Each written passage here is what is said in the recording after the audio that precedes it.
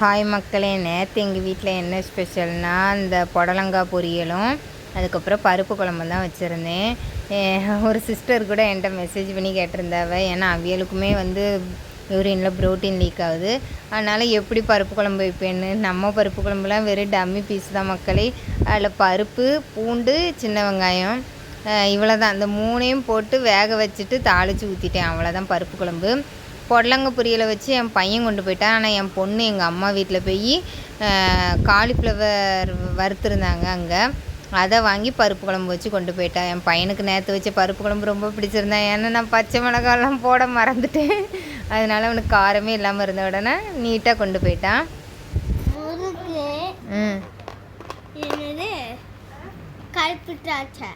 ஏன் மூஞ்சே ஒரு மாதிரி சளி பிடிச்சிருக்கா? ஐயோ, பசங்களை ஸ்கூலுக்கு அனுப்பிட்டு எங்களுக்கு வேறு என்ன வேலை? அந்த 2 நாள் சேர்ந்து துணியை சேர்த்து துவைப்போம் பார்த்துக்கோங்க. என் ஹஸ்பண்டை துவைச்சி தருவாங்க, நான் அலசுவேன். ஏன்னா எல்லாமே இந்த கையில் எதுவும் ஆயிடக்கூடாது, அதனால தான். அதுக்கப்புறம் சாயங்காலம் பசங்க வீட்டுக்கு வந்த உடனே டியூஷனுக்கு கிளப்புறது தான் வேலை. அதுக்கு முன்னாடி என்னதுன்னா ப்ரெட்டு இருந்துச்சு. அதை அவள் ஃப்ரெண்டு யாரோ தோசைக்கல்லில் போட்டு எடுத்தால் அது ஒரு டேஸ்ட்டாக இருக்குதான். அதனால் அதை போட்டு எடுத்திருந்தாங்க. உள்ளே என்ன இருக்குன்னா ஜாமை வச்சு எடுத்திருக்காவ. எல்லாத்துலேயுமே சண்டை வர்ற மாதிரி இதுலேயும் சண்டை வந்துட்டு இவனோட பீஸை அவள் எடுத்து தின்னுட்டானா. அதுக்கு ஒரே சண்டை. அதுவரையும் வழக்கு பிடிச்சி டியூஷனுக்கு தலையெல்லாம் சீவி அனுப்பி வச்சாச்சு. அப்புறம் எங்கள் வீட்டில் பிச்சிப்பூ செடி பூத்திருந்து பார்த்துக்கோங்க. அதில் உள்ள பூவெல்லாம் பறித்து கெட்டி அவ்வளோ அழகாக வச்சுருந்தேன். இது ஜீரக தண்ணி. ஏன்னா திடீர்னு நெஞ்சு கறிக்கிற மாதிரி ஆகிட்டு ஜீரக தண்ணி குடித்தா சரியாயிரன்னு எங்கள் அம்மா சொன்னாவ. அதுவும் போட்டு தந்தாவ குடித்தேன். எப்போதுமே நான் வெண்டைக்காய் சாப்பிடுவேன் பார்த்துக்கோங்க, பச்சையாகவே. அது எனக்கு ரொம்ப பிடிக்கும். அதுவும் சாப்பிட்டுட்டு முலாம்பழம் வாங்கி வச்சுருந்தாவளோ, அதை பாப்பா ஜூஸ் கேட்டுக்கிட்டே இருந்தா. டயாலிஸ் பேஷண்ட்டு இந்த முலாம்பழம் சாப்பிடலாம், ஜூஸாலாம் எடுக்கக்கூடாது.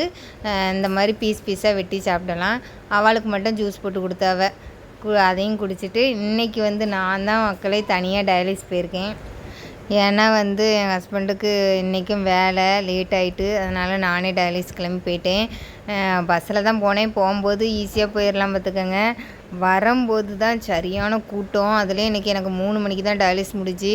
எப்போதும் தலைவலிக்கு ஒரு டீயை குடிச்சிட்டு வருவேன். அதுவுமே குடிக்காமல் அறக்க பறக்க பஸ்ஸு கூட்டமாயிரும்னு வந்தேன். இருந்தாலும் எங்கள் ஸ்டாஃபு ஃபுல்லாகவுமே கோயம்புத்தூர் கிராஸ் பண்ணுற வர காலேஜு தான் நிறைய இருக்குது. அதில் சரியான கூட்டம். ஒரு சீட்டு கிடச்சிச்சு. அந்த சீட்லேயே நச்சு வச்சு கொண்டு வந்துட்டாவ. அப்புறம் டீ வேறு குடிக்காமல் வந்துட்டேன்னா வீட்டில் ஒரு காஃபி போட்டு தந்தாவே என் ஹஸ்பண்டு. அதை குடித்ததுக்கப்புறம் தான் மக்களே உசுறு வந்திருக்கு எனக்கு இப்போது.